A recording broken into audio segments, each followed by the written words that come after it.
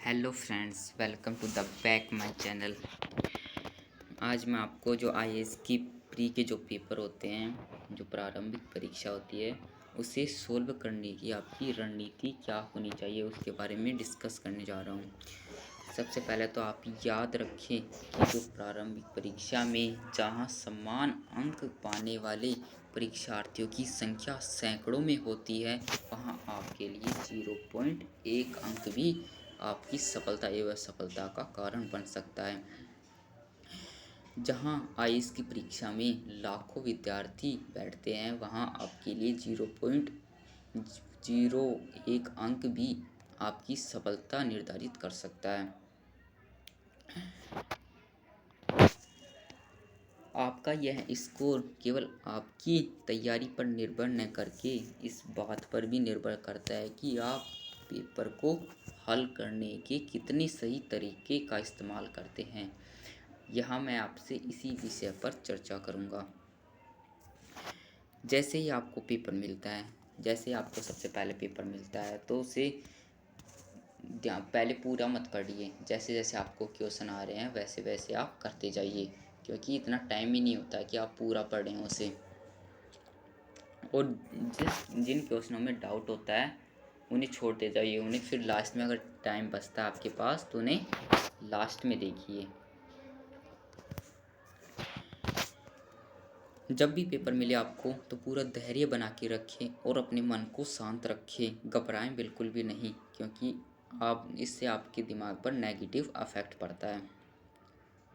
यदि शुरू के कुछ प्रश्न नहीं बन रहे हों तो निरुत्साही न हो, क्योंकि 55% स्कोर आपके लिए पर्याप्त है आईएएस परीक्षा पास करने के लिए। वैसे तो 33% पे वैसे इसके मार्क्स जुड़ते नहीं है, लेकिन आपको 33% लाना होता है मेंस में बैठने के लिए।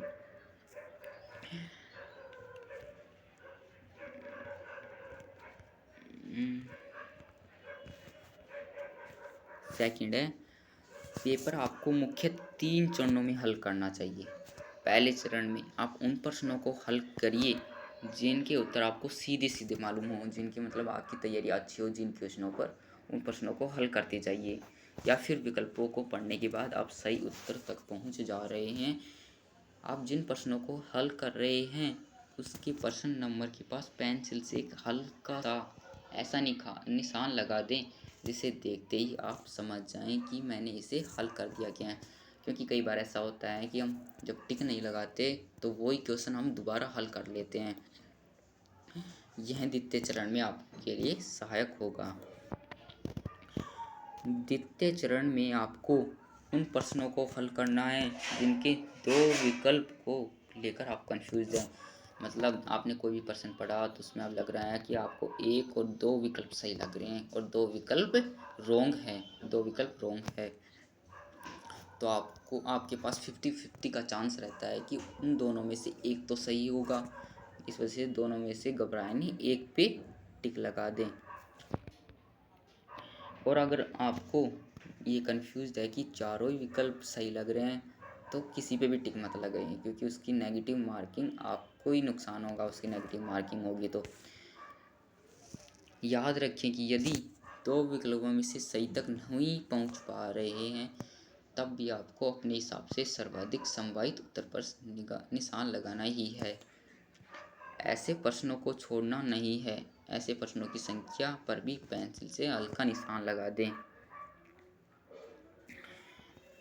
तीसरे और अंतिम चरण का संबंध उन प्रश्नों से है जिनके 3-4 विकल्पों में से आपको भ्रम है, क्योंकि समय का दबाव भी अपना काम कर रहा होता है। क्योंकि समय बहुत घंटे है, सिर्फ 2 घंटे का टाइम ही मिलता है और उसमें आपको 100 क्वेश्चन सोल्व करने पड़ते हैं, जो कि बहुत कम समय मिलता है। इस वजह से आप सही विकल्प की तलाश करना बंद कर दें। जो बचे हुए क्वेश्चन आपको मतलब जो पढ़ते ही आ रहे हैं उनको आप पहले सोल्व कीजिए। कैसे दिए गए विकल्पों की संख्या को कम करके 2 कर दें। यानी कि इस चरण में आपको यह करना है कि जो उत्तर यह उत्तर नहीं हो सकता उन पे नेगेटिव मतलब कट का निशान लगा दें, और जो उत्तर आपको सही लग रहे हैं उन पर सही का टिक लगाएं।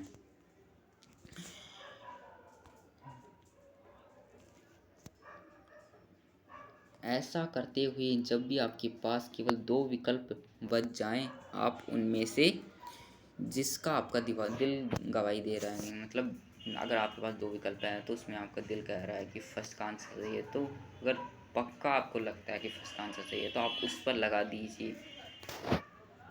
जब भी याद रखना, जब 2 विकल्प आपको लगें, अगर 4 लगते हैं या 3 लगते हैं तो आप उस पर्सन को छोड़ दें और आगे निकल जाएँ। यदि 3 विकल्पों में भ्रम बना रहता है तो बेहतर होगा कि उन्हें छोड़ दें। जैसे कि मैंने अभी बताया है कि आपको तीनों विकल्प अगर भ्रम बन रहा है कि इसमें से कौन सा होगा तो आप छोड़ दें। संभाव्यता के सिद्धांत के अनुसार यदि आप 4 ऐसे प्रश्न हल करते हैं तो उनमें से एक के सही होने की उम्मीद रहेगी। इस प्रकार इसी सही उत्तर के लिए जो मार्क्स मिलेंगे वे गलत उत्तरों की नेगेटिव मार्किंग से कटकर बराबर हो जाएंगे, क्योंकि आपने अगर एक प्रश्न सोल्व किया और दूसरा प्रश्न गलत किया तो उसमें से 1/3 मार्क्स कट जाएगा आपका। मार्क्स कट जाएगा आपका। इस वजह से बेहतर यही होगा कि उन प्रश्नों को छोड़ दें जिनमें आपको भ्रम पैदा हो रहा है।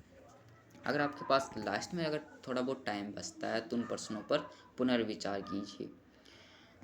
अंत में यह है कि जो प्रश्न किसी भी कारण से समझ में नहीं आ रहे, ऐसे प्रश्न भी होते हैं जो बहुत ही कठिन होते हैं, जो कि कॉमर्स वाले स्टूडेंट होते हैं उनके तो दिमाग सर के ऊपर से निकलते हैं।